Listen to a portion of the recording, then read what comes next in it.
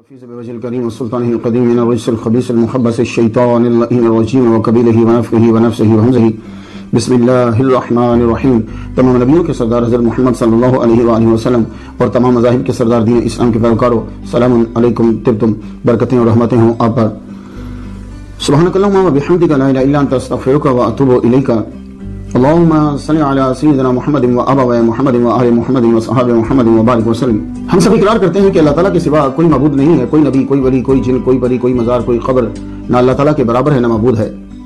ہم اقرار کرتے ہیں کہ محمد مصطفیٰ صلی اللہ علیہ وآلہ وسلم تمام نبیوں کے سردار ہیں اور اللہ تعالیٰ نے انہیں سب سے آخر میں بھیجا، ان کے بعد کوئی نبی قیامت تک پیدا نہیں ہوگا۔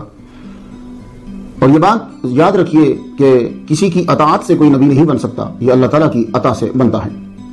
عظیم سند کے ساتھ عظیم پیام جو ہے وہ سماعت فرما لیجیے۔ یہ سند چین آپ کو ابن ماجہ میں مل جائے گی۔ حضرت امام رضا جو ہے وہ بیان کرتے ہیں اپنے والد گرامی موسیٰ کاظم سے، وہ بیان کرتے ہیں اپنے والد گرامی امام جعفر صادق سے، وہ بیان کرتے ہیں اپنے والد گرامی امام محمد الباقر سے، وہ بیان کرتے ہیں اپنے والد گرامی امام زین العابدین سے، وہ بیان کرتے ہیں اپنے والد گرامی امام حسین سے، وہ بیان کرتے ہیں اپنے والد گرامی مولا علی شیر خدا رضی اللہ تعالیٰ عنہ سے، وہ بیان کرتے ہیں محمد مصطفیٰ صلی اللہ علیہ وآلہ وسلم سے۔ حضور نے فرمایا الایمان معرفۃ بالقلب وقول باللسان وعمل بالارکان۔ خلاصہ اس کا یہ بنے گا کہ ایمان تین چیزوں کے مجموع کا نام ہے: دل سے پہچاننا، زبان سے اقرار کرنا اور اپنی طاقت کے مطابق اپنے اعضاء سے عمل کرنا۔ ھذا رحمت من ربی۔ آج ہماری گفتگو 173ویں نمبر تک پہنچ گئی۔ جس ہستی کو سرنامہ قلم بنایا ہے تبع اسعد الکامل ابو کریب الحمیری رحمۃ اللہ علیہ، بعض نے ان کو علیہ السلام بھی کہا ہے۔ اللہ تعالیٰ نے قرآن مجید میں سورۃ قاف کی آیات 12، 13، 14 میں 8 قوموں کا ذکر کیا جنہوں نے اپنے رسول کو جھٹلایا۔ ان میں سے ایک قوم تبع ہے۔ قاف کی آیت نمبر 14 وَأَصْحَابُ الْأَيْكَةِ وَقَوْمُ تُبَّعٍ كُلٌّ كَذَّبَ الرُّسُلَ فَحَقَّ وَعِيدٍ۔ ایکا والوں نے، یہ میں حضرت شعیب میں ذکر کرایا ہوں، اور تبع کی قوم نے تکذیب کی، سب نے پیغمبروں کو جھٹلایا، پس میرا وعدہ عذاب ان پہ صادق آ گیا۔ تو معلوم ہوا کہ قوم تبع کی طرف کوئی ڈر سنانے والا آیا ہے اور انہوں نے اس کی تکذیب کی ہے اور تباہ ہوئے۔ اب زیادہ وضاحت نہیں ملی، جیسے حضرت حنظلہ کے بارے میں جو اصحاب الرس میں بیان کرایا، تو نہ قوم تبع کی زیادہ وضاحت ملی اور نہ جو ان کی طرف رسول آیا، لیکن یہ بات ہے کہ رسول آیا۔ اب تبع کسی ایک بندے کا نام نہیں ہے، یہ اصل میں royal title of the kings of Hamir تھا ایک دور میں۔ جیسے قدیم بابل کے بادشاہ کو کیا کہتے تھے؟ نمرود۔ مصر کے ہر بادشاہ کو ایک دور کے اندر فرعون کہتے تھے۔ روم کے بادشاہ کو کیسر کہتے تھے۔ ایران کے ہر بادشاہ کو ایک دور کے اندر کسرا کہتے تھے۔ حبشہ ایتھیوپیا کے بادشاہ کو ایک دور میں نجاشی کہتے تھے، جو بھی بادشاہ تھے۔ چین کے بادشاہ کو ایک دور میں فغفور کہتے تھے۔ فغ کا معنی بت، فور کا معنی بیٹا، یعنی دیوتا کا بیٹا۔ ترکی کے بادشاہ، ترک کے بادشاہ کو خاقان کہتے تھے، کان الکان۔ تو اس سے مراد یہ اب کا ترکی ملک نہیں ہے، تب علاقے اور ہوتے تھے۔ مالی ملک کا نام ہے، بعد اس کے بادشاہ کو مانسا کہتے تھے ایک دور کے اندر۔ امریکہ کے بادشاہ کو صدر کہتے ہیں، ٹھیک ہے۔ پاکستان کے بادشاہ کو وزیر کہتے ہیں۔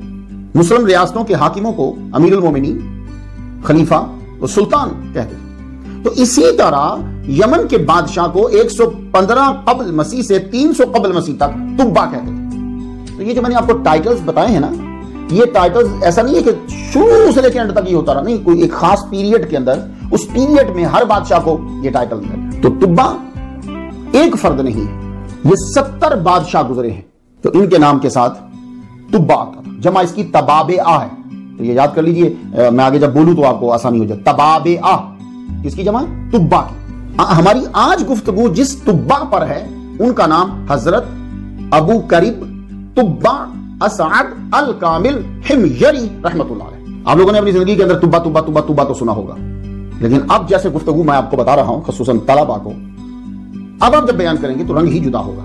مقررین مسلمان جو گفتگو کر رہے ہوتے ہیں وہ کن کی کر رہے ہوتے ہیں؟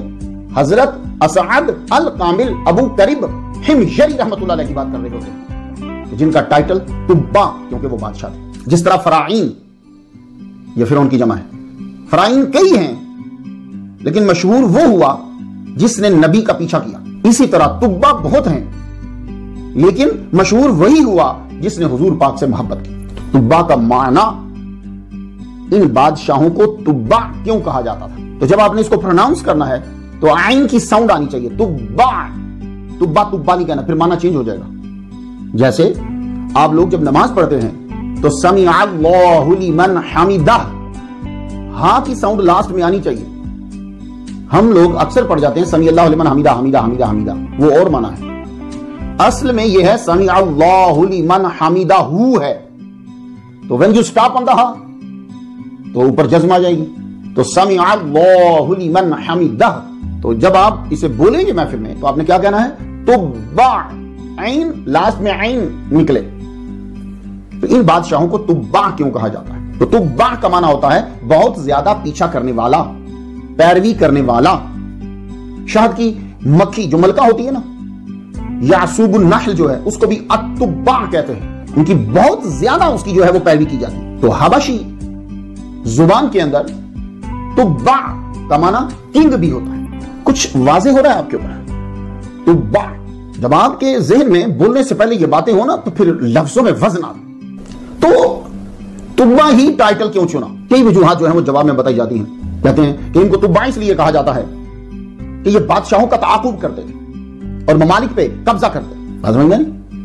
لیکن جن میں یہ صفت تھی انہوں نے یہ ٹائٹل نہیں رکھا، اور جنہوں نے ٹائٹل یہ رکھا ان میں سے جو فاتح باہر نکلا ہے وہ ایک ہی ہے، تبا اسعد حمیری. تو یہ ریزن پاورفل نہیں ہو سکتی. ایک وجہ یہ بتلائی کہ یہ اپنے سے پہلوں کی پیروی کرتے تھے اس لیے ان کو تبا کہا جاتا ہے. مگر ہم دیکھتے ہیں کہ ان کے آباء و اجداد تو سلیمان علیہ السلام کی پیروی کرتے تھے. یہ توحید چھوڑ کر آتش پرست ہوئے. خود تبا اسعد جو ہے اور ان کی فیملی نے آتش پرستی چھوڑ کر دین ابراہیمی اختیار کیا. تو اگر یہ وجہ بنائی جائے کہ وہ اپنے بڑوں کی پیروی کرتے تھے تو خود تبا اسعد حمیری جو ہے وہ تبا نہ رہا، کیونکہ اس نے تو بڑوں کی پیروی کی ہی نہیں. بڑوں کا مذہب آتش پرستی تھا، خود ان کا اپنا مذہب دین ابراہیمی تھا. تو عادت معنی سے میچ نہیں کر رہی اور معنی عادت سے میچ نہیں کر رہا. مجھے ایک وجہ ملی ہے، وہ یہ ہے کہ ان کے آباء و اجداد میں ایک تبا نامی بڑا شخص جو ہے وہ گزرا. تو انہوں نے اقتدار سنبھالنے کے بعد نام کے ساتھ تبا ہی لکھنا شروع کر دیا، کیونکہ اس کا معنی ہی کنگ ہوتا ہے. جد اعلیٰ کی یاد اور نام دونوں زندہ ہے. آج کا موضوع جو ہے اصحاب و تبا بھی ہے. تبا اور اصحاب و تبا، اور ان کا مکہ مدینہ میں آنا اور ان کا اسلام. حالانکہ گفتگو جو ہے وہ ہماری تبا پر ہے زیادہ، لیکن ان کا ذکر ساتھ میں اس لیے رکھ لیا صحاب و تبا، اس لیے کہ وہ ساتھی اس قابل ہیں کہ ان کا ذکر بھی کیا جائے جنہوں نے تبا حمیری رحمت اللہ علیہ کو مکہ اور مدینہ کے آداب سکھائے. یہ ان کا نام اس لیے اصحاب تبا نہ کہ قوم تبا. کیا قوم تبا اور قوم سبا ایک ہی قوم کے دو نام ہیں؟ قوم سبا تو سنی نا آپ نے، جو لوگ مطالعہ کرتے ہیں. ابن کثیر لکھتے ہیں کہ قوم تبا قوم سبا ہی کی اولاد ہے. ان کو تبا کہنے کی ایک وجہ یہ بھی بتلائی جاتی ہے کہ بادشاہ تخت نشینی کے وقت حلفیہ بیان دیتا تھا کہ وہ ہمیشہ قوانین سبا و حمیر کی اطاعت کرے گا. اور یہ قوم سبا اور قوم تبا ایک ہی قوم ہے. پہلے قوم سبا کہلواتے تھے، پھر قوم تبا کہلوانے لگے. 14 جولائی 1947 جو لاہور اور کوئٹہ اور کراچی کا بندہ ہے وہ انڈین ہے. ایگزیکٹلی ایک ماہ کے بعد 14 اگست 1947 اب یہاں کا رہنے والا انڈین نہیں ہے، اب وہ پاکستانی. تو یہ مثال دے کر میں آپ کو بتلانا یہ چاہ رہا ہوں کہ یمن کے مشرقی علاقے پر قبیلہ سبا کی حکومت تھی. اسی قوم کی ایک شاخ ہمیر مغربی علاقے میں حکومت کرتی تھی. تو رومیوں نے ایسا سیاسی وائرس چھوڑا کہ قوم سبا کی تجارت کو بٹھا دیا. ان کی اکانومی بیٹھ گئی تو ہمیر کی اکانومی کھڑی ہو گئی. یہ تجارت، دولت، قوت میں بلندیوں کو چھونے لگے ہمیر جو ہے. اب آ جاؤ، آپ کے ذہن میں آئے گا یہ ہمیر تبا اسعد الکامل حمیر. اب یہ ہمیر کون ہے؟ ہمیر کا اصلی نام جو ہے وہ عرف جاجو تھا. ایک جگہ فا کی جگہ پہ نون دیکھا ہے میں نے. چونکہ یہ سرخ کپڑے پہننے کے شوقین تھے تو ہمیر ان کا نام ہو گیا. اور یہ نام کے اوپر عرف جاجو کے نام کے اوپر یہ صفت غالب آ گئی. لوگ عرف جاجو کے بجائے ہمیر کہنے لگے. اور ایک وجہ یہ بھی بتلائی جاتی ہے، یہ بہت مشہور خاندان ہے ہمجری. بڑے بڑے علامہ بھی گزرے ہیں، اس لیے میں آپ کو بتا رہا ہوں، آپ کو یاد رہے. ایک وجہ یہ بتلائی جاتی ہے کہ اس شخص کو ہمیر جو ہے اس لیے کہنے لگے کہ سب سے پہلے سرخ رنگ کا تاج جو ہے وہ انہوں نے عرب میں پہنا ہے. تو ہمیر کی جب اکانومی طاقتور ہوئی تو یہ بھی طاقتور ہو گئے. تو یوں اقتدار جو ہے وہ قوم سبا سے قوم حمیر کی طرف جو ہے قبیلہ حمیر کی طرف منتقل ہو گیا. ان کا شجرہ یہ ہے حمیر بن سبا بن یشجب بن یعرب بن قحطان. تو یہاں تک یہ بات واضح ہو گئی. تبا کا معنی کیا ہے, ان کو تبا کیوں کہا جاتا ہے, آج ہماری گفتگو کس تبا پر ہے اور انہیں حمجری کیوں کہا جاتا ہے. یہ تبا اسعد الکامل حمجری نبی تھے کہ نہیں, اس حصے پہ گفتگو کرنے سے پہلے میں استغفر اللہ پڑھنا چاہتا ہوں. استغفر اللہ استغفر اللہ استغفر اللہ واتوب الیہ. چونکہ کتابوں میں گفتگو ہے اس لیے میں کر رہا ہوں, کیونکہ بھائی نبی کا مسئلہ نازک ترین مسئلہ ہے, بس یہ سمجھے گی, اور ہمارا علم کم ہے اور وضاحت ہے ہی کوئی. استغفر اللہ ربی من کل ذنب واتوب الیہ. میں آپ کو ان کے نبی ہونے اور نہ ہونے دونوں کے دلائل دیتا ہوں. تبا اسعد الکامل حمجری, ان کے اوپر ہماری گفتگو ہے. پہلے میں آپ کو وہ سناتا ہوں جن سے اشارہ ملتا ہے کہ آپ نبی تھے. علامہ ابن کثیر نے ایک روایت لکھی ہے کہ ابن عباس فرماتے ہیں کانا تبعا نبیًا. دوسری دلیل جو ہے وہ میں اسلوب سے دینا چاہتا ہوں, وہ یہ ہے کہ اگر آپ قرآن مجید پڑھیں تو یہ بات ملتی ہے کہ لفظ قوم کو نبی کی طرف مضاف کیا گیا ہے. میں سورہ ہود کی آیت نمبر 89 پڑھنا چاہتا ہوں. مثل ما اصاب قوم نوح او قوم ہود او قوم صالح وما قوم لوط منكم ببعید. لفظ قوم نوح, لفظ قوم ہود, لفظ قوم صالح, وما قوم لوط, لفظ قوم لوط. اب یہ نبی ہیں, یہ تو آپ کو معلوم ہے. سورہ حج کی آیت نمبر 43 وقوم ابراہیم, قوم کو نبی کی طرف مضاف. اب آ جائیے سورہ قاف کی آیت نمبر 14 پر واصحاب الایکۃ وقوم تبع. آ گیا نا قوم اور پھر تبع, وقوم تبع. تو یہ پڑھنے کے بعد معلوم ہوا کہ قوم کا لفظ مضاف ہوا ہے ان کے نبی کے نام کی طرف. تو تبع کی طرف بھی لفظ قوم مضاف ہے, قوم تبع. اور پھر قرآن مجید میں تبع کی مذمت نہیں ہے, قوم تبع کی مذمت ہے. لیکن میں یہ آپ کو بتاتا جاؤں, یہ کوئی اصول نہیں ہے کہ جب بھی قوم مضاف ہوگا جس کی طرف تو وہ نبی ہوگا, مضاف ہے اس کا نبی ہوگا. نہیں, ایسا نہیں ہے. یہ میں بتلا رہا ہوں آپ کو کہ ایسا بھی ہے.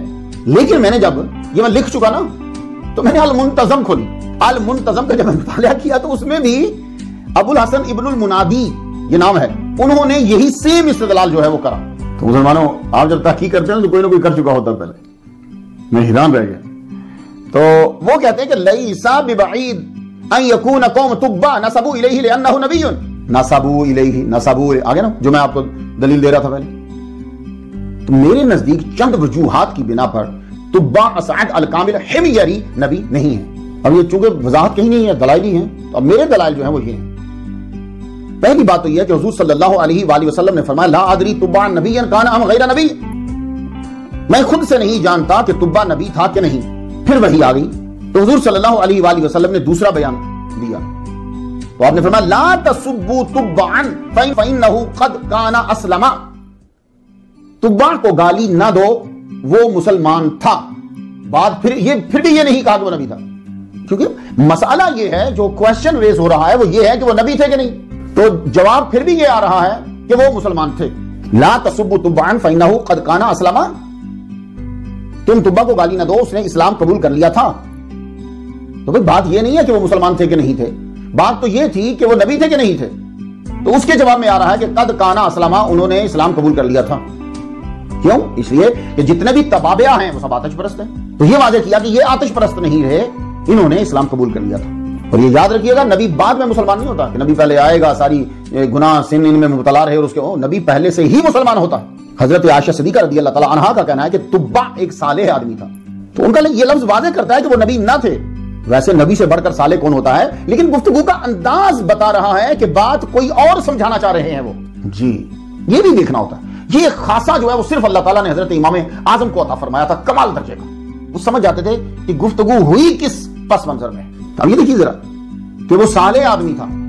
اب نبی کے بارے میں یہ کہنا وہ صالح تھا, عجیب سی بات ہے. نبی کے بارے میں تو گناہ سوچا بھی نہیں جا سکتا. تو تبع اسعد حمجری کا یہ واقعہ کہ وہ کعبہ گرانے کی نیت کر چکے تھے, یہ تو آپ سب کو آتا ہے نا, بہت مشہور ہے. تو یاد رکھیے آدم علیہ السلام سے لے کر خاتم تک کوئی نبی ایسا نہیں ہے جس نے کعبہ کا احترام نہ کیا. تو یہ میری دلیل ہے کہ یہ نبی نہیں ہے. اگر یہ نبی ہوتے تو یہ کعبہ گرانے کا ارادہ نہ کرتے. اور ایک اور بات بتا دوں, یہ تبا یعنی کنگ کا ٹائٹل ساتھ رکھنا, یہ ٹائٹل ساتھ رکھنا بتاتا ہے کہ آپ نبی نہیں ہیں. کیونکہ انبیاء ایسے القاب خود کے لیے پسند نہیں کرتے, وہ فقر و فخری کہنا پسند کرتے ہیں. لوگ کہتے رہیں تو جو کہتے رہیں, لیکن وہ اپنے ساتھ یہ لفظ نہیں لکھتے. تو یہ واضح معلوم ہوتا ہے کہ تھوڑی سی تحقیق کے بعد حضرت تبا اسد حمیری رحمۃ اللہ علیہ نبی نہ تھے, لیکن قوم تبا کی طرف, ان کی طرف رسول آیا. یہ بات قرآن مجید سے واضح ہے. بات کافی ہو گئی, کچھ گفتگو کر لیں. چلیے, تبا کا مطلب جان لیا آپ نے, پیروی کرنے والا. تبا کیوں کہلواتے تھے؟ ان کے ابا کے اندر ایک بندہ تھا. قوم سبا سے کیا رشتہ تھا؟ یہ قوم سبا ہی کا حصہ ہے. اور یہ جان لیا کہ تبا نبی نہیں تھا. آؤ کچھ تاریخ میں زندگی کے اوراق کو پلٹتے ہیں, شاید کچھ مزید مل جائے ہمیں.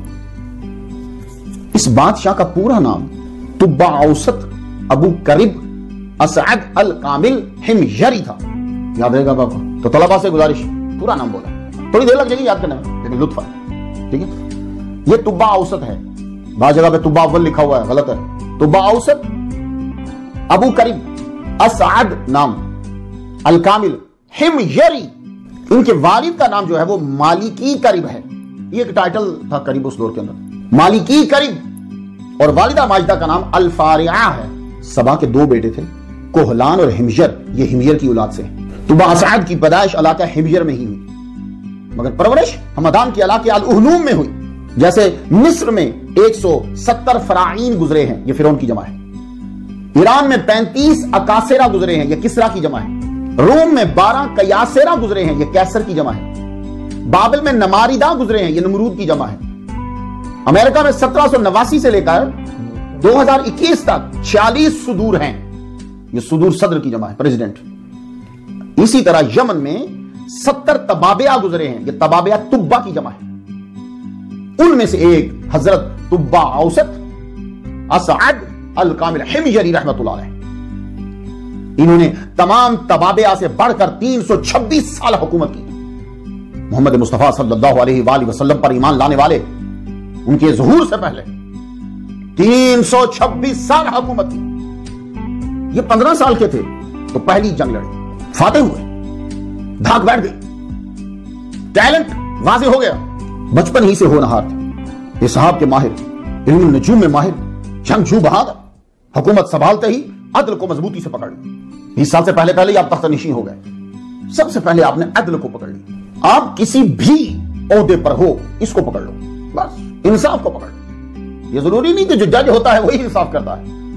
ابا اس کے لیے بھی انصاف ضروری ہے, بادشاہ کے لیے انصاف ضروری ہے, جنرل مینیجر کے لیے انصاف ضروری ہے, بھائی کے لیے انصاف ضروری ہے, کمیٹی کے صدر کے لیے انصاف ضروری ہے. یہ انصاف ہر جگہ چلتا ہے. دوست کے لیے انصاف ضروری ہے, آپ اکٹھے بیٹھے ہیں وہاں انصاف ضروری ہے. ہم نے آج تک یہی سمجھا کہ صرف عدالت میں ہی انصاف ہوتا ہے, اس کے علاوہ ظلم دھڑا دھڑ کرے جاؤ. نہیں, انصاف ہر جگہ ہوتا ہے. آپ کے کچن میں انصاف. عدل تو ایسا مضبوط ستون ہے حکومت کا, گورنمنٹ کا, کہ کافر بھی اسے تھام لے تو لمبا عرصہ کھڑا رہتا ہے. جتنی بھی آپ کو ملک نظر آ رہے ہیں یہاں کے نظام, یہ صرف عدل کی وجہ سے ٹائٹ ہے. جس دن یہ لوز ہوگا آپ دیکھنا یہیں خرابی شروع ہو جائے گی. یہ آپ اپنے ملکوں میں کر لو, سب صحیح ہونے لگ جائے گا. آج پاکستان کے اندر انصاف شروع ہو جائے. انصاف کا مطلب صرف عدالت میں انصاف نہیں ہے, ہر جگہ انصاف ہونا ہوگا, عدل ہر جگہ ہوگا. تو آپ دیکھیے آپ کا ملک جو ہے وہ کہیں بڑھ جائے گا, کوئی ملک اس کی برابری نہیں کر سکتا. میں تبا اسد حمیری رحمۃ اللہ علیہ کا ایک واقعہ عدل کا آپ کو سناتا. ابھی سٹارٹ ہی لیا انہوں نے حکومت کرنے کا. ایک عورت دمشق سے آئی, یمن سے نہیں, سیریا سے.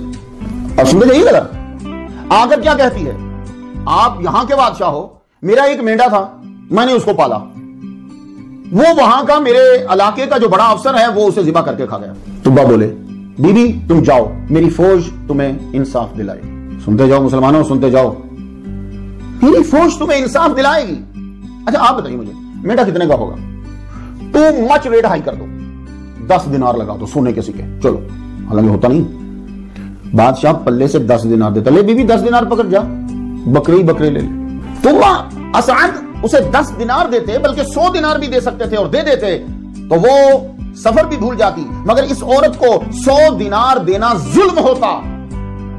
اب یار رکوانا چاہوں گا آپ لوگوں کو, آپ دیں گے یار 10 درہم کا بکرا ہوگا تو 100 دینار دینا ظلم ہوگا. ہاں ظلم.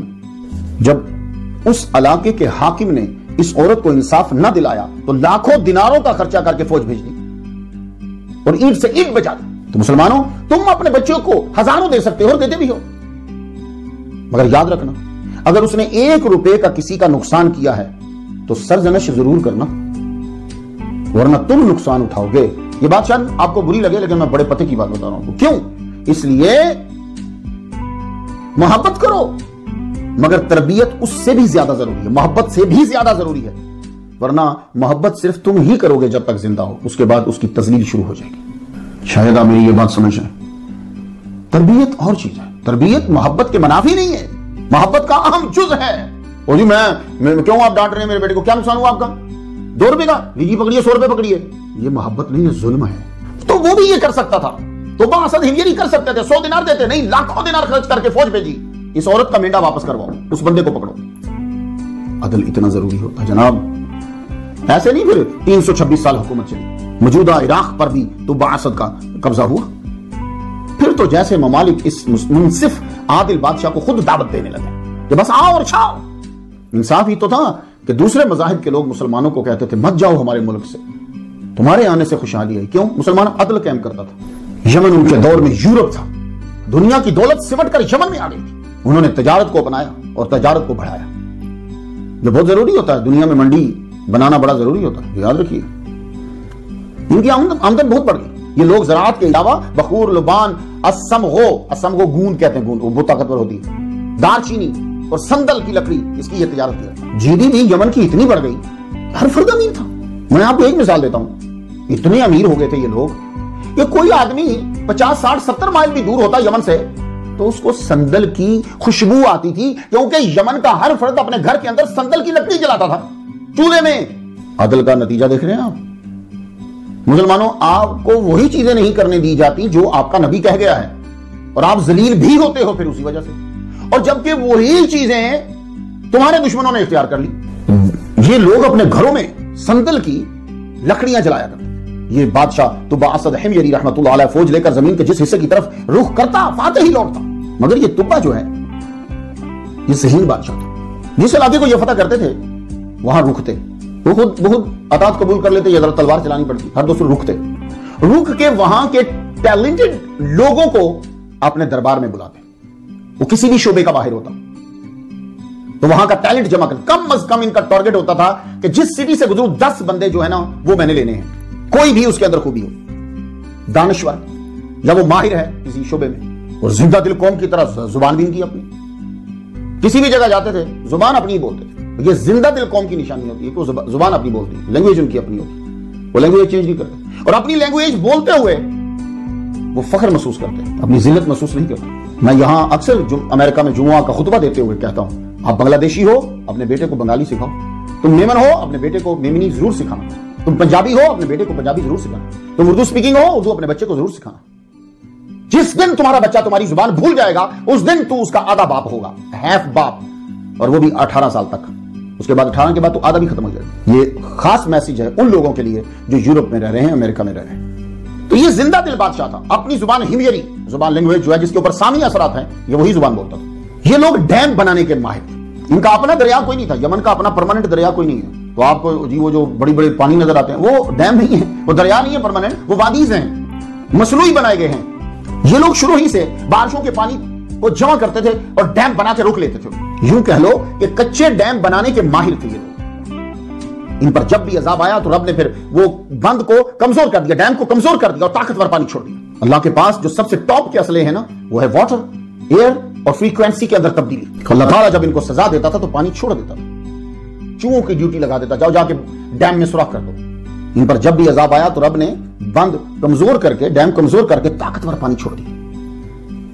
پھر یہ لوگ پانی کو پیٹ میں جانے سے روک نہ سکے. اس نے حیات دینے کی بجائے حیات لے لی. ہم نے ہر زندہ چیز کو پانی سے پیدا کیا. کیا قدرت ہے اس کی. ایک طرف وہ حیات کا سبب بن رہی ہے اور ایک طرف ممات کا. عمارتیں بڑی اونچی بناتے تھے یہ جو قوم طبا، صحابہ طبا، ان کے اصحاب میں 2 قسمیں، ایک مومنین اور ایک دوسرے. تو یہ قوم طبا جو ہے عمارات بنانے میں اس دور میں ان کا کچھ ثانی نہیں تھا. ہاتھی کے دانت کا بڑا استعمال کرتے تھے، دروازوں، باریوں اور گھریلو سامان میں ہاتھی کے دانتوں کا استعمال ہوتا تھا۔ امراء کے گھروں میں سونے چاندی کے برتن عام تھے۔ یہ قوم ترقی یافتہ تھا، لڑنے میں، پڑھنے میں، پانی بند کرنے میں اتنے ترقی یافتہ کہ قرآن مجید نے کہا ہے، سورۃ الدخان کی آیت نمبر 37 سے سنیے ذرا، اہم خیر ام قوم تبع، یعنی یہ مکہ کے مشرکین نہ تجارت میں، نہ زراعت میں، نہ طاقت میں، نہ عمارت بنانے میں کسی طرح بھی قوم تبع سے بہتر نہیں ہیں، وہ نبی کو جھٹلانے میں تباہ ہو گئے تھے۔ تو یہ کیا ہے؟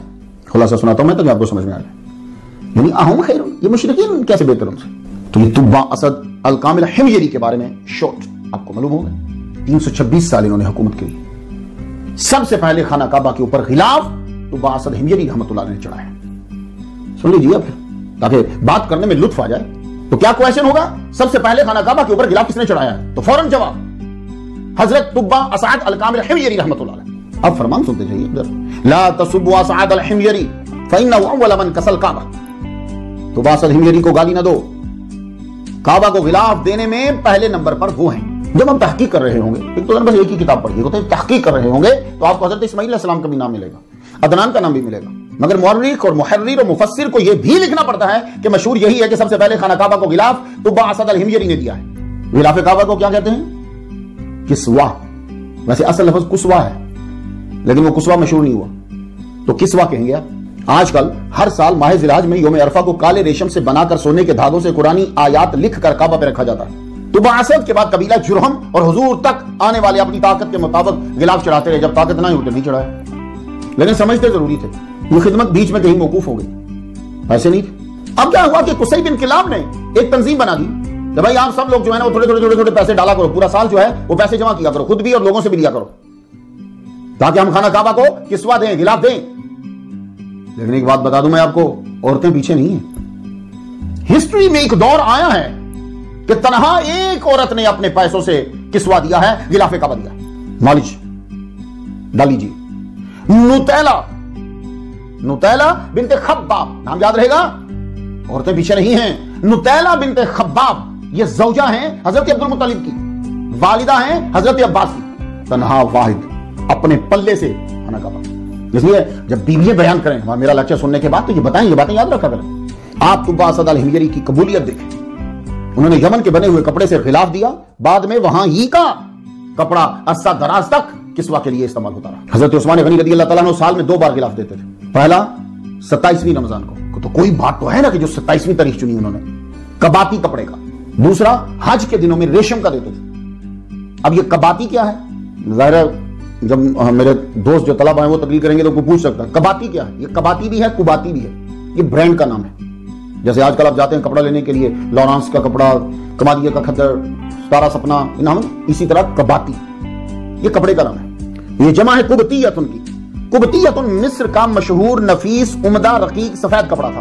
حضور صلی اللہ علیہ وآلہ وسلم نے بھی قبطیتن کا غلاف دیا ہے۔ تو جب کبھی آپ پڑھیں تو اس کو کباتی پڑھیں گے، کباتی یا قباتی، تو یہ مصر کا ایک مشہور برانڈ تھا، سمجھا گیا آپ؟ تو حضرت علی کے دور میں غلاف کعبہ نہیں ہوا، اب جنگوں میں ہی مصروف رہے۔ اموی دور حکومت آیا تو 2 بار ہی غلاف دیتے تھے، مگر پہلا رمضان میں دیتے تھے، دوسرا 10 محرم کو دیتے تھے غلاف۔ کچھ لطف آئے گا گفتگو کرنے کا۔ عباسی دور آ گیا، گولڈن ایج، ریشم کا غلاف 2 بار ہی دیتے تھے، مگر جب خلیفہ مامون الرشید آیا تو اس نے 3 بار شروع کر دیا غلاف دینا خانہ کعبہ کو۔ یوم الترویہ کو پہلا غلاف دیباج احمر کا بنا ہوا، اور ماہ رجب میں دوسرا کباتی کباتی کا بھی بتا چکا ہوں آپ کو میں، جو بھی برانڈ ہے، اور تیسرا غلاف جو ہے وہ سفید دیباج کا 27ویں رمضان المبارک کو۔ یہ دیباج اصل میں دباج ہے کیونکہ جمع دبابیج آتی ہے، یہ کپڑے کی ایک قسم ہے، اس کا اندر باہر ریشم کا ہی ہوتا ہے۔ اب غلاف کعبہ ایک ہی بار دیا جاتا ہے۔ جانتے ہو کہ کتنے پیسے لگتے ہیں اس کے اوپر؟ یہ جو ابھی غلاف دیا 17 ملین ریال سعودی ریال، 17 ملین۔ تو پلیز ٹیپ ریکارڈر کی طرف شروع نہ ہو جانا۔ 17 ملین کا کپڑا دینے کا فائدہ، اس کو کیا سردی لگتی ہے، یہی رقم یمن کو دی جاتی تو بھوکے نہ مرتے وہ لوگ، آج برما کے مسلمانوں کو دی جاتی، مقابلہ کر لیتے۔ کعبہ غلاف دیتے ہو، قرآن پہ غلاف دیتے ہو، اسی طرح بزرگوں کی قبور پہ غلاف دیتے ہو، کیا کرتے ہو؟ ان کو سردی لگتی ہے۔ بھائی صاحب ٹیپ ریکارڈر مت چلانا، یہ ان کی عظمت کے لیے، دوسروں سے ممتاز کرنے کے لیے۔ ہم نے غلاف کی صرف بات کر دی کہ 2500 سال میں کیا ہوا، تو میں نے آپ کو یہ بتایا کہ غلاف کعبہ کی ہسٹری کیا ہے۔ سب سے پہلے طبع اسد الکامل الحمیری رحمۃ اللہ علیہ نے غلاف کعبہ دیا. پوری ہسٹری میں نے آپ کے سامنے کھول کے رکھ دی. لیکن سوال تو وہی رہا، بھائی انہوں نے دیا کیوں؟ کسی کو کوئی چیز دیتے ہو کوئی ریزن تو ہوتی ہے نا. انہوں نے کعبہ کے اوپر کسوا کیوں چڑھایا؟ وہ تو مسلمان تھے ہی نہیں، وہ تو آتش پرست تھے. اب یہ سٹوری بھی آپ کو سنانی ہی پڑے گی مجھے، ورنہ باقی نہیں کھلے گی. ہوا کچھ یوں، طبع اسد دنیا کے کئی علاقے فتح کر چکا تھا.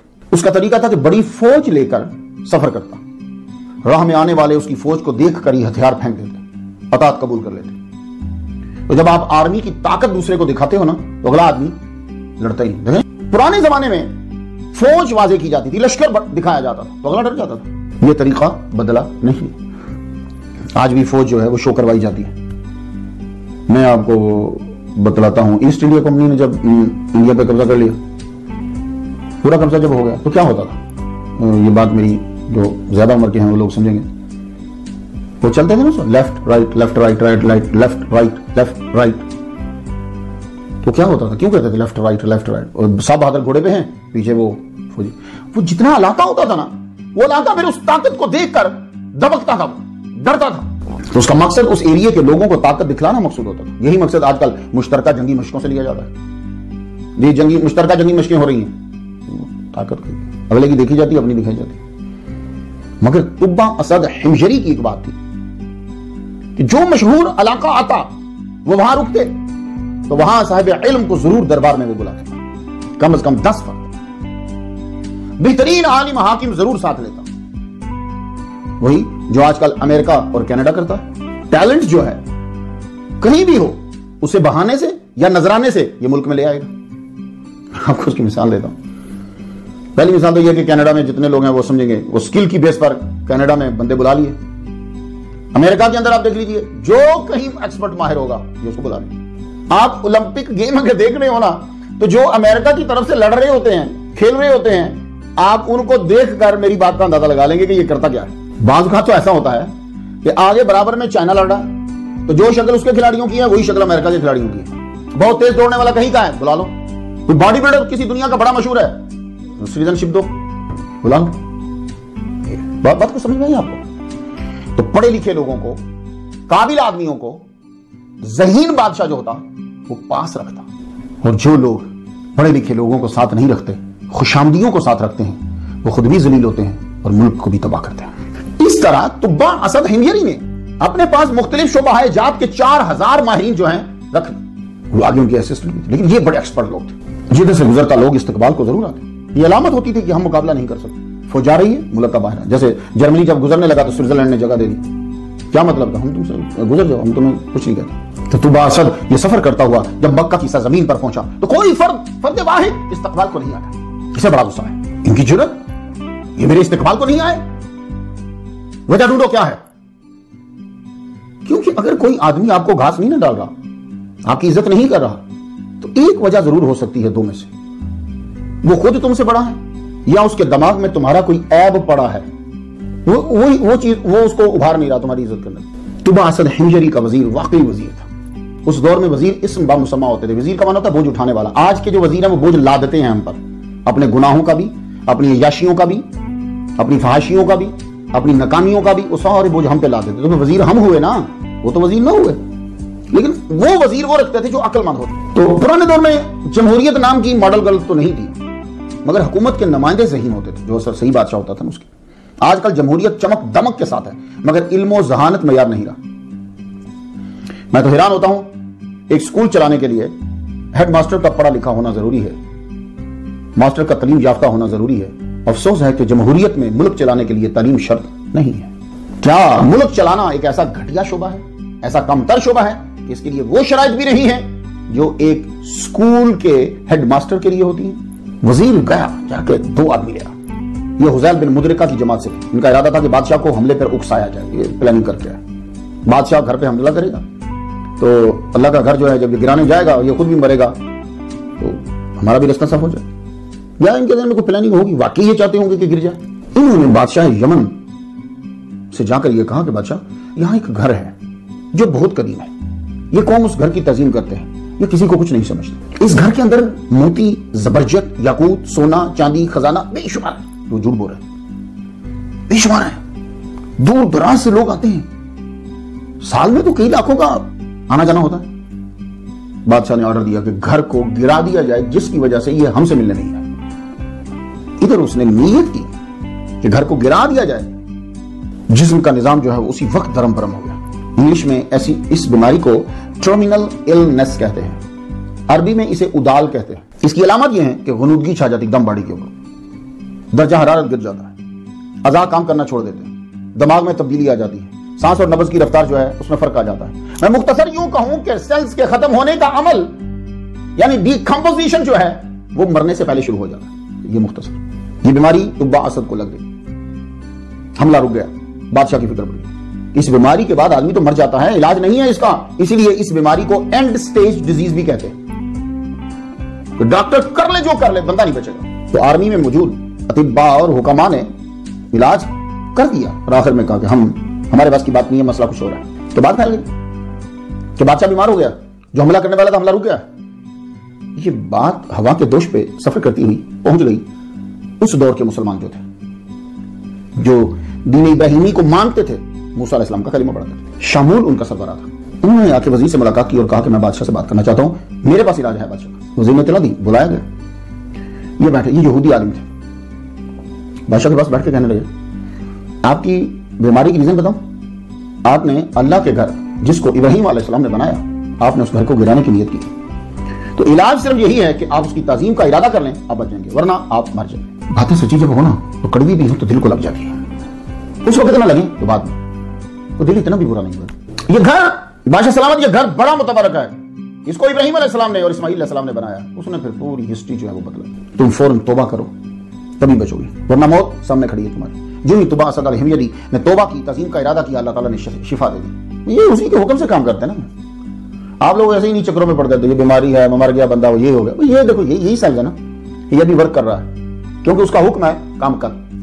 جو ہی میں مر جاؤں گا اس کا حکم آ جائے گا کام چھوڑ دو، یہی سیل مجھ کو تباہ کر دیں گے، یہی جو بھی میری لائف کے لیے ہیلپ کر رہے ہیں یہ مجھے ہی ختم کرنا شروع کر دیں گے۔ ڈیکمپوزیشن پہ میں بات کر چکا ہوں پہلے۔ توبہ اوسط نے فوراً جنگ کا حکم واپس لے لیا اور اعلان کیا کہ ہم 6 دن اس جگہ قیام کریں گے، روزانہ 1000 اونٹ ذبح کیے جائیں، وہ آرمی کو چھوڑ کے ویسے، اور یہاں کے رہنے والے جتنے ہیں، خاص طور پہ جو خدام ہیں، خصوصی طور پر ان کی ضیافت کی جائے، شہد ساتھ میں رکھا جائے، جسے شہد کہتے ہیں نا، شہد ساتھ رکھا جائے، ہنی۔ تو میں نے آپ کو بتایا کہ تبا حمیری رحمت اللہ علیہ نے سب سے پہلے غلاف دیا۔ اب دوسرا سٹیپ یہ تھا کہ غلاف دیا کیوں تھا انہوں نے؟ آگے نا یہاں تو خواب میں انہیں آیا، تم نے تعظیم کا ارادہ کیا، تعظیم کا اظہار کرو، غلاف دو۔ تو انہوں نے ایک کپڑا لیا جس کا نام تھا خصف، وہ خصف کا غلاف دیا۔ رات کو سوئے تو خواب آیا، اچھا دو اس سے، آپ نے الانتاع کا، یہ بھی کپڑے کا برانڈ ہے، اس کا غلاف دیا۔ یہ طلبہ آپ یاد رکھ کریں، توبہ کا واقعہ تو سنا ہوگا لیکن جیسے میں سنا رہا ہوں اپنے دوستوں کو ویسے یاد کر کے پھر لیکچر دینا ہے۔ تو دوسرا غلاف کون سا تھا؟ الانتاع۔ پھر خواب میں تیسرے دن آیا، اچھا غلاف دو، تو پھر آپ نے معافرہ کا کہا دیا، یہ معافرہ بھی برانڈ ہے کپڑے کا، یہ قبیلہ ہے وہاں معافریہ، اس کی طرف منسوب ہے، معافرہ کا غلاف دیا۔ پھر خواب میں آیا، اس سے اچھا دو۔ پھر چوتھی رات جب خواب آیا تو الملاعاتوں کا غلاف دیا، یہ چوتھا غلاف ہے۔ پھر خواب میں سنا کہ اچھا دو۔ پھر الوسائل، یہ کپڑے کا نام ہے، یہ بھی برانڈ ہے، ایک کتاب ہے عربی کی، وہ کپڑوں کے اوپر ہی، لباسوں کے اوپر ہی، یہ طلبہ کی لائبریری میں ہونی چاہیے۔ پھر خواب میں سنا کہ اچھا دو، تو اس دور کا جو مہنگا کپڑا تھا الوشیو، یاد رہے گا آپ لوگوں کو، الوشیو یہ مہنگا ترین برانڈ تھا اس دور کے اندر، ریشم کا ہوتا تھا، کلرفل خوبصورت کپڑا ہوتا تھا، غلاف دو اس کا۔ تو ہر روز ایک نیا غلاف دیتا رہا، خود بھی طواف کرتا رہا، دوسروں نے بھی اس کے ساتھ مل کر، جو مسلمان تھے وہ تو کرتے ہی تھے، دوسرے لوگ بھی دیکھا دیکھی کرتے۔ تو یہ تبا اسد حمیری رحمت اللہ علیہ نے سب سے پہلے غلاف دیا۔ اب دوسری بات سنتے جاؤ، سب سے پہلے خانہ کعبہ کا دروازہ بھی انہوں نے بنایا۔ ابن ہشام نے اپنی سیرت میں بیان کیا کہ تبا اسد حمیری وہ پہلا شخص ہے کہ جس نے دروازہ بنوا کر خانہ کعبہ کو لگایا۔ جگہ تو ہوتی تھی، ادھر سے جاتے نکل جاتے، دوسرے سے نکل جاتے، دو تھے اندر رستے، ایک طرف سے جاتے دوسری سے نکل جاتے، لیکن دروازہ نہیں لگا ہوتا جیسے آپ کے گھر کا دروازہ لگا ہوتا ہے، یعنی چوکھٹ تو ہے، طاق نہیں ہے۔ تو سب سے پہلے انہوں نے بہترین لکڑی کا جو ہے وہ دروازہ لگایا، اور پھر یہ حجاج ابن یوسف کے دور میں دوسرا دروازہ بند کر دیا گیا تھا۔ لیکن آج بھی اگر کبھی غلاف چینج کر رہے ہو تو آپ دیکھیے تو دوسرے دروازے کا نشان جو ہے نا وہ آپ کو نظر آئے گا۔ جی میں نے دیکھا اس نشان کو. غلاف سب سے پہلے طبع اسد حمیری رحمۃ اللہ علیہ نے دیا. دروازہ جو ہے وہ بنایا سب سے پہلے اس کی چابی آپ نے بنائی, مفتاح, اور وہ چابی بنا کے جرہم کے حوالے کر دی, قبیلہ جرہم کے حوالے کر دی. تو اس گھر کا ہر طرح سے خیال رکھنا. اب یہ وہ چابی چلتی رہی قبیلہ جرہم میں, جو آگے نائب بنتا رہا, چابی چلتی رہی. تو یہ چلتی چلتی عبد الدار بن قصی کے پاس آئی, پھر شیبہ بن عثمان بن طلحہ جو ہے ان تک پہنچی. فتح مکہ کے دن حضور صلی اللہ علیہ وآلہ وسلم نے فرمایا خذوہا یا بنی طلحہ خالدتن طالدتن لا ینزعہا الا ظالم, کوئی ظالم ہی چھینے گا تم سے. آج کل یہ چابی سونے کی بنائی جاتی, گولڈ کی, 35 سینٹی میٹر لمبی ہوتی ہے. یہ اس کے اوپر کلمہ شریف لا الہ الا اللہ محمد رسول, کلمہ شریف لکھا ہوتا ہے. وہ جو چل رہا ہوتا ہے بادشاہ اس دور کا, اس کا نام ہوتا ہے, قرآنی آیات ہوتی ہیں. تو آپ سے کوئی پوچھے کہ سب سے پہلے چابی کس نے بنائی تھی, تو آج کی تقریر کے بعد یاد رہنا چاہیے سب سے پہلے چابی حضرت طبع اسد اسعد الکامل حمیری رحمۃ اللہ علیہ. تو وہ چابی جو ہے وہ چلتی آئی, تبرک نہیں رکھتے تھے اسے. تو آل سعود نے جب سلطنت عثمانیہ سے بغاوت کر کے سعودی عرب کی گورنمنٹ جب لے لی, تو اب اس کے بعد سے چابی جو ہے وہ بدلی جاتی ہے. طبع اسد الحمیری نے غلاف کعبہ 6 مرتبہ دیا, ہر روز نیا غلاف. خوب طواف کعبہ کیا, دروازہ بنایا, چابی بنائی, اور اس دور کے مسلمان بنی اسرائیلیوں سے روزانہ محفل کی اور دین ابراہیمی کی خوب انفارمیشن لی. یہ مذہب طبع کو پسند آ گیا, اس نے دین ابراہیمی اختیار کر لیا اور آتش پرستی سے توبہ کر لی. یہ بات ہوا کے دوش پر لہراتی ہوئی یمن پہنچ گئی کہ بادشاہ طبع اسد حمیری نے مذہب تبدیل کر لیا ہے. خاندان حمیر تو آمد کا انتظار کر رہے تھے.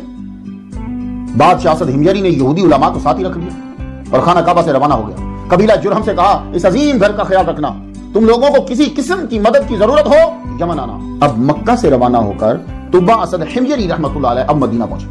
یہ کھجوروں والی زمین پہ شام کے وقت یہ عظیم قافلہ جو ہے وہ پہنچ گیا. حالانکہ یہ لوگ لڑنے آئے ہیں جی, ان کو بتایا نہیں گیا, یہ تو جس جگہ سے گزرتے تو اس پہ قبضہ کر لیتے.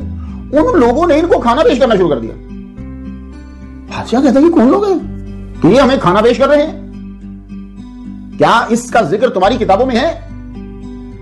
اب انہوں نے اپنی کتابوں کو کھولا تو جو 2 علماء انہوں نے مکہ سے لیے تھے ان سے پوچھا یہ بھی کوئی خاص جگہ ہے, اپنی کتب میں دیکھ کے تو بتاؤ. تو انہوں نے بتایا کہ ہماری کتب میں لکھا ہے کہ اس جگہ پہ آخری نبی حضرت محمد مصطفیٰ صلی اللہ علیہ وآلہ وسلم ہجرت فرمائیں گے, حرم بنائیں گے, پھر یہیں رہ جائیں گے. مسلمانوں سن کر حیران رہ جاؤ گے, طبع اوسط 1 سال مدینہ میں رہا. یہ جو علماء تھے نا, اس دور میں لوگ سچ بولتے تھے, مفاد پرستی کوئی نہیں, بلکہ حضور کا انتظار کر رہے تھے. ہر قوم, خاص طور پر اہل کتاب, یہ تو حضور کا انتظار کر رہے تھے, حضور کا واسطہ دے کر فتح حاصل کیا کرتے تھے. وجہ کیا ہوئی؟ وجہ یہ ہوئی کہ اس نے جب جانے کا ارادہ کیا تو وہ لوگ جو مسلمان ہو گئے تھے اس کے ساتھ تھے, مکہ سے کچھ ساتھ آئے یا دوسرے جگہوں سے بھی دین ابراہیمی پہ یا دین مسلم پہ تھے, وہ جو ساتھ آئے انہوں نے ان میں سے 400 نے یہی رہنے کا ارادہ کیا. کہا ہم تو آگے جائے گے نہیں, قتل کرو مارو جو کرو, ہم نے مدینہ سے نہیں جانا. مدینہ تب نام نہیں تھا, یعنی یہاں سے ہم نے آگے نہیں جانا. اس کی وجہ کیا تھی؟ وجہ یہ تھی کہ وہ جو علماء تھے نا, تو انہوں نے اپنی کتابوں میں سے حضور صلی اللہ علیہ وآلہ وسلم کی اتنی تعریفیں سنائی, وہ سارے دیوانے ہو گئے. جب بادشاہ مذہب قبول کرتا ہے نا تو ساتھ والے بھی قبول کرتے ہیں, تو کتنے مسلمان ہو گئے ہوں گے. اب محفل جمتی تھی, وہ خود دین ابراہیمی پہ تھا, حضور ہی کا ذکر ہوتا تھا. قرآن مجید میں کیا ہے وہ اپنی کتاب میں لکھا ہوا پائیں گے. جیسے اپنے بچوں کو پہچانتے ہیں یہ ویسے حضور کو پہچانتے ہیں. اتنی تعریفیں کہ آپ کو ان کو یاد ہیں کہ یہ حضور پاک. تو وہ لوگوں نے یہ کہا کہ بھائی ہم تو یہاں سے نہیں جائیں گے. بادشاہ نے جب دیکھا کہ یہ کسی صورت نہ جائیں گے تو بادشاہ نے ان کے لیے مکانات بنانے کا آرڈر دے دیا. کہا کہ جتنے افراد یہاں رہنا چاہتے ہیں ان کے نام مجھے بتاؤ اور ان کے لیے مکان بناؤ. مکان بنائے اور ان کے لیے لونڈیاں خریدی اور ان کو آزاد کیا. آزاد کرنے کے بعد ان کے نکاح میں دیا. حضور کی آمد سے پہلے ہی تم لڈو بانٹتے ہو, یہاں مکانات بانٹتے جا رہے ہیں. وہ حضوری کی وجہ سے رکے تھے نا, یہ تو نہیں لکھا ہوا کہ یہاں بہت بزنس بڑھے گا تو یہاں نہیں, تو حضور نے آنا ہے. 400 رکے. بادشاہ اپنی سپرویژن کے اندر مکانات جو ہے بنوا رہا. مکانات بنے, ایک مکان اس نے 2 منزلہ بنوایا. کہا اس کی 2 منزلیں بناؤ. 2 منزلیں بنیں گی. تو سردار کو بلایا جو ان میں سب سے بڑا تھا, کہا یہ مکان آپ کا ہے.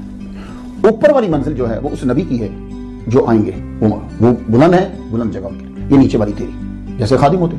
اور ایک خط لکھا, ایک مکتوب لکھا. میں ہماری زبان کا ترجمہ سنا دیتا ہوں. یا محمد صلی اللہ علیہ وسلم, میں آپ کے رب پہ ایمان لاتا ہوں جو ہر شے کا رب ہے, اور ہر اس حکم پہ ایمان لاتا ہوں جو آپ اپنے رب کی طرف سے لائیں گے.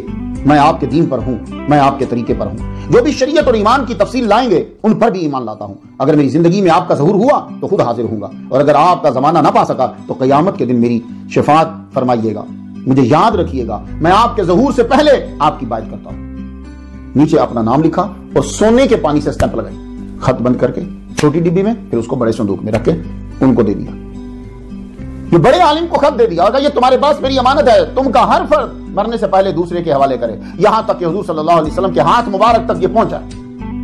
یہ خط ان کی نسل میں چلتا رہا۔ حضور جب آئے تو یہ خط حضرت ابو ایوب انصاری رضی اللہ تعالیٰ عنہ کے پاس تھا۔ حضور کی اونٹنی دکھی، کہاں؟ وہیں۔ آپ نے قیام کیا، کہاں؟ وہیں۔ تو حضرت ابو ایوب انصاری رضی اللہ تعالیٰ عنہ نے آپ کو اوپر والی منزل دی۔ کیوں؟ وہ خاندان سے چلا آ رہا تھا، اوپر والی منزل۔ حضور نے فرمایا نہیں، ہم اوپر نہیں رہیں گے، نیچے رہیں گے، تم اوپر رہو۔ انشاءاللہ حضرت ابو ایوب انصاری رضی اللہ تعالیٰ عنہ کا تذکرہ کروں گا تو ڈیٹیل سے گفتگو کریں گے۔ تم اوپر اب پہنچ گئے۔ اب یہ طبا نے خط لکھا اور اس نے مکان بنایا۔ اب خط کس کے پاس تھا؟ اس میں جب تحقیق میں آگے، ویسے تو ہم نے بچپن سے اب تک یہی سنا ہے، مقررین کی کتابوں میں یہی ہے، مقررین کی کتابوں میں یہی ہے، میں لفظ مقررین کہہ رہا ہوں، واعظین مقررین کی کتابوں میں یہی ہے۔ حضرت ابو ایوب انصاری کے پاس وہ خط تھا اور وہ، لیکن جب آپ تحقیق میں آگے جائیں گے تو پھر ذرا تھوڑا سا مسئلہ ہو رہا ہے۔ اب طبا نے خط لکھا، یہ بات ٹھیک ہے، ٹھیک ہے، مکان بنائے، یہ بات ٹھیک ہے۔ اب یہ آپ کو یہ کہاں ملے گی؟ تو اب یہ وہ طلباء کے جو آگے جا کے تقریریں کریں گے تو ان کو حوالے کی ضرورت پڑے گی۔ آپ کو اصل کتاب جو ہے وہ پڑھنا چاہیے۔ ابھی کیلیفورنیا میں جلسہ تھا میرا سیٹرڈے کو، تو مرشد علامہ زبیر صاحب عطاسی مالکی وہی تھے، تو وہ کہنے لگے کہ جب اسٹڈی کر رہے ہو تو اصل کتاب کو پڑھنا چاہیے۔ وہ کیا لکھتا ہے؟ تو جب آپ اصل کتاب کو پڑھیں گے نا تو پھر آپ کو سمجھ آئے گی کہ باقی کیا لکھا ہو، کیونکہ ہر آدمی اپنی مرضی سے لکھتا ہے۔ تو یہ واقعہ کہاں ملے گا؟ سن لیجیے آپ۔ اب میری تحقیق یہ ہے کہ یہ واقعہ اصل میں لکھا ہے تاریخ دمشق نے، جلد 11 صفحہ 12، اور اندازاً 5-6 سال کا فرق ہو سکتا ہے، وہ 559 ہجری کی ہے یہ، ٹھیک ہے۔ اس کے بعد یہ میں وہ پاورفل بکس کا نام لینے لگا آپ کے سامنے۔ اس کے بعد علامہ قسطلانی کی کتاب مواہب اللدنیہ بالمنح المحمدیہ کے اندر ہے یہ کتاب، اندازاً تاریخ دمشق سے 241 سال بعد کی۔ سیرت حلبیہ، اس کا نام جانتے کیا ہے؟ انسان العیون فی سیرت الامین المامون، یہ اندازاً تاریخ دمشق سے 541 سال بعد کی ہے۔ کچھ سمجھ میں آپ کیا آ رہا ہے؟ صرف کتابوں کو نہیں دیکھنا، یہ بھی دیکھنا ہوتا ہے کہ سب سے پہلی کس نے لکھا تھا، تو باقی پھر اسی سے لکھتے ہوئے آ رہے ہیں۔ اب تفسیر قرطبی، یہ کچھ ان کے ہم اثر لگتے ہیں۔ تفسیر در منصور اندازاً تاریخ دمشق سے 311 سال بعد لکھی گئی ہے۔ تو معلوم یہ ہوا کہ اصل میں یہ واقعہ تاریخ دمشق سے ہی سب بندوں نے لیا، بیسک ادھر سے لیا۔ باقی اور زیادہ طبا اسد الکامل حمیری رحمہ اللہ کو جو رنگ دیا ہے نا، وہ یمنی رائٹرز نے دیا ہے۔ یہ سب جو طلبہ میں ان سے بات کر رہا ہوں، یمنی رائٹرز نے دیا ہے۔ وہ جو رنگ ہے نا وہ پھر آپ کے پاس ایشیا میں آیا ہے، کیونکہ ہر ملک کے لیے ایک آدمی ہوتا ہے نا جس کو بڑھا چڑھا کر پھر آگے بیان بھی کرتے ہیں، پھر وہ افسانوی رنگ میں آ جاتا ہے۔ تو یہ طبا اسد الکامل حمیری رحمۃ اللہ علیہ کو پھر بیان کیا انہوں نے کہا۔ تو جو اصل کتابوں میں تھا وہ میں نے آپ کی نظر کر دیا۔ ایک منسٹری آف کلچر ایجپٹ کی طرف سے ایک مجموعہ آیا ہے، مختلف اسکالرز کے مضامین ہیں اس کے اندر، تو اس میں ابھی سعید عبد الملک الخرگوشی نے بھی مضمون لکھا ہے۔ اس کے مضمون کا ٹائٹل تھا فی شان من آمن برسول اللہ صلی اللہ علیہ وسلم قبل بعثتہ ب1000 عام، یہ ٹائٹل ہے۔ تو اس میں بھی خط کا واقعہ ہے۔ اللمعات البیضاء التبریزی انصاری کی صفحہ 339 کے اوپر بھی طبا کے خط کا واقعہ ہے۔ ایک کتاب ہے دروس الحجرہ، عطیہ بن محمد سالم کی ہے، اس کے اندر بھی خط کا واقعہ ہے۔ لیکن خط کس کے پاس تھا یہ آپ نے غور کرنا ہے جی۔ اس میں ابو لیلہ کا نام بھی آ رہا ہے، حضرت ابو ایوب انصاری رضی اللہ تعالیٰ عنہ کا بھی نام آ رہا ہے۔ یہ مکانات بننے کے بعد مدینہ شریف رکنے کے بعد یہاں سے پھر روانہ ہوا یمن کی طرف، طبا اسد حمیری رحمۃ اللہ علیہ روانہ ہوئے۔ یہ طبا نے دین کو چینج کب کیا؟ تو کہتے ہیں کہ یہ مسئلہ بیت المقدس سے ہی شروع ہو گیا تھا، جب اس نے پیلسٹائن پر قبضہ کیا تھا وہیں سے شروع ہو گیا تھا۔ واقعہ کچھ یوں ہے کہ جب یہ پیلسٹائن پر قبضہ کیا تو وہاں اس دور کا سچا مسلمان ایک نوجوان آ کر طبا حمیری سے کہنے لگا تم آگ پرست ہو، ہم توحید کے قائل، ہمارا مذہب سچا ہے۔ آگے سے طبا حمیری پوچھنے لگے تمہارے پاس دلیل کیا ہے کہ تمہارا مذہب سچا ہے؟ تو وہ نوجوان بولا کہ میں توحید کا اقرار کرتے ہوئے اللہ کو ایک مانتے ہوئے آگ میں سے گزر جاؤں گا، تم میں سے بھی کو گزرے اپنی آگ کو معبود مانتے ہوئے، جو بچ گیا اس کا مذہب سچا۔ لو جی، بادشاہ کو چیلنج تھا، آگ جلا دی گئی، سارے آ گئے، جمع ہو گئے۔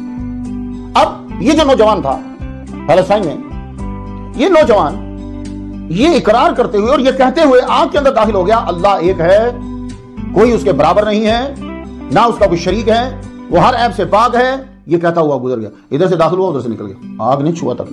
جب مٹی جانتی ہے کہ جسم نبی کا ہے، شہید کا ہے، یہ مٹی جانتی ہے، تو آگ بھی تو اسی طرح کی مخلوق ہے، آگ بھی مخلوق ہے، جانتی ہے کہ یہ جسم شہید توحید کا ہے۔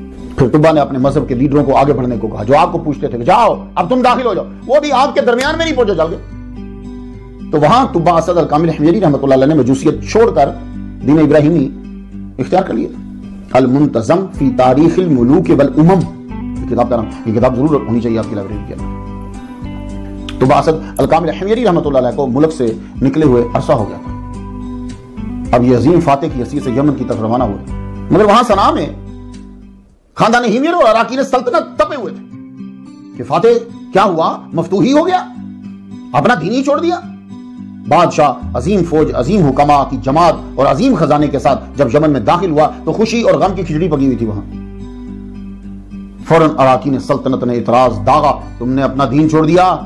تو باسد الکامل حمیری رحمۃ اللہ علیہ نے کہا لشکر کو آرام کرنے دو، تم اس بات کے پروف کے لیے کہ سچا کون جھوٹا کون کوئی دن مقرر کر لو، اس میں فیصلہ کر لو. دن مقرر ہو گئے. بادشاہ نے مقررہ دن میں مجمع عام سے خطاب کیا، سنو تم آج پوچھتے ہو یہ تمہارا معبود ہے تو یقیناً اسے تمہارا خیال ہوگا، اور خیال رکھنا بھی چاہیے کیونکہ تم روزانہ پوچھ رہے. آج اس کی عبادت کرتے ہوئے اس میں گھس جاؤ، بچ گئے تو تم سچے. دین ابراہیمی کا پیروکار جائے گا اللہ کی توحید کا اقرار کرتے ہوئے، یہ بچ گیا تو تم کو خالق کائنات کو ماننا ہوگا. بڑی آگ روشن کری تھی جو قد سے بھی اونچی چلے، یہ نہیں کہ پاؤں پر رکھ کر تیزی سے گزر جاؤ، کیونکہ جب آپ تیزی سے گزرتے ہیں تو آگ کو موقع ہی نہیں ملتا آپ کی باڈی کو پکڑنے کا. تو آگ کے اوپر تیزی سے دوڑ جانا کوئی کمال نہیں ہے.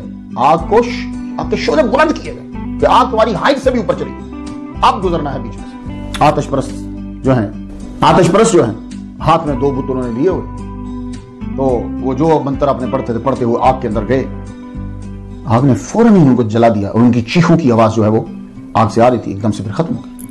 اب لوگوں نے دیکھا اب باری ہے توحید پرست. تو جانتے ہو کہ کون گیا آگ میں؟ ان کتابوں والے لکھتے ہیں کہ یہ وہی تھا جو مکہ سے ان کے ساتھ چلے تھے. انہوں نے وہی کتاب ہاتھ میں پکڑی ہوئی جس کتاب کے اندر محمد مصطفیٰ صلی اللہ علیہ وآلہ وسلم کی تعریف تھی، وہ ہاتھ میں پکڑی، اللہ تعالیٰ کی وحدانیت کا اقرار کرتے ہوئے، اس کی حمد کرتے ہوئے آگے بڑھ گئے. آگ کے اندر کوئی چیخ کی آواز نہیں آئی، جانتے رہے خاموش. ایک دم سے پورے مجمع نے دیکھا کہ دوسرے کنارے سے وہ صاحب اپنی کتاب کو صحیح سالم پکڑے ہوئے باہر آ گئے. اللہ اکبر جل شانہ. انہوں نے کتاب کیوں پکڑی؟ تنہا جاتے نہیں، محمد مصطفیٰ صلی اللہ علیہ وآلہ وسلم کی تعریفات ہیں اس میں. وہ کتاب لے کے بھی، کتاب کو ہاتھ میں پکڑ کے کہ یہ کاغذ ہے یا وہ چمڑا ہوگا، جو ہے کچھ بھی نہیں جل رہا. تو باسد ہمجری کی زندگی تک پھر حکومت کا مذہب، ملک کا مذہب دین ابراہیمی ہی تھا.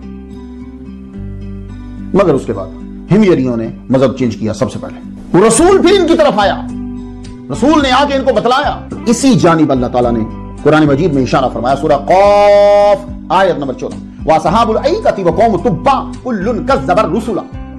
اصحاب الایکہ جو میں شعیب علیہ السلام میں بیان کر رہے ہیں سٹوری میں، اور یہ قوم تبا کی جو قوم ہے، کلن میں سے ہر ایک نے جھٹلایا ہے رسولوں کو. تو قوم تبا کی طرف بھی رسول آیا. رسول کا نام کیا ہے یہ معلوم نہ ہو سکا اور نہ ہی اللہ نے بتایا ہے، مگر تبا اسد الکامل حمیری رحمۃ اللہ کی فیملی دین ابراہیمی پر ہی مری. باقی تو بعد میں بدل گئے لیکن یہ دین ابراہیمی پہ مری. ابن ابی دنیا کبھی ذکر کریں گے ان کا. علامہ جلال الدین سیوطی رحمہ اللہ کے بعد یہ بڑے دلچسپ کہاں سے چیزیں جمع کر کے لا کے دنیا کو دیتے. یہ لکھتے ہیں کہ صنعا میں دور اسلام میں ایک قبر ظاہر ہوئی، اس میں 2 عورتوں کے صحیح سالم جسم ملے. ان کے سرانے چاندی کی تختی تھی جس پہ سونے سے لکھا ہوا تھا. کیا لکھا ہوا تھا؟ کہ یہ قبر حبئی. اب یہ طلباء کے لیے کہ جب وہ تقریر کریں گے، حبئی، ہا با ساکن پھر با اور یا ساکن، حبئی. اور تمادر تبا کی بیٹیوں کی ہے یہ قبر. دونوں کا عقیدہ تھا، یہ سنیے کیا لکھا ہوا، دونوں کا عقیدہ تھا کہ اللہ کے سوا کوئی معبود نہیں ہے. تبا ابو قریب اسد الکامل حمیری رحمۃ اللہ علیہ کا وصال یمن میں ہوا. ایک جگہ لکھا ہوا انڈیا میں ہوا، ان کا وصال یمن میں ہوا. تبابیہ میں، یہ تبا کی جمع ہے نا، تبابیہ میں ایک تبا بنامے غیمان گزرا ہے، اسی کے نام پہ علاقے کا نام غیمان رکھا ہے. اور یہ یہاں بڑے تبابیہ کی قبور ہے. انہی میں سے تبا اوسط اسعد الکامل حمیری رحمۃ اللہ علیہ کی بھی قبر یہی ہے. اللہ تعالیٰ انہیں حضور کی شفاعت نصیب کرے، وہ ہمارے نبی پر ایمان لائے. ہماری طرف سے فاتحہ کا نذرانہ. الفاتحہ.